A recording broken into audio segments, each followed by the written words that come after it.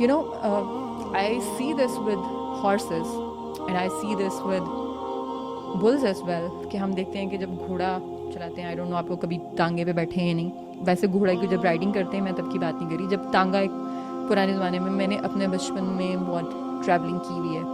Travelling उसको बोलेंगे, टांगे पे बैठने को क्या बोलेंगे, बहरहाल तो टांगे पे बैठ के हम लोग एक गांव से 3 4 5 गाँव छोड़ के जाया करते थे स्कूल पढ़ने के लिए, सुबह सुबह सहरी के बाद।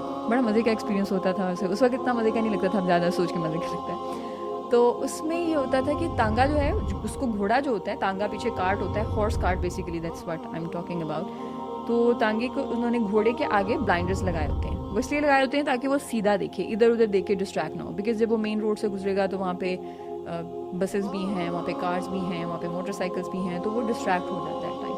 तो उसको सीधा चलाने के लिए बस उसकी लगाम जिधर आप खींचोगे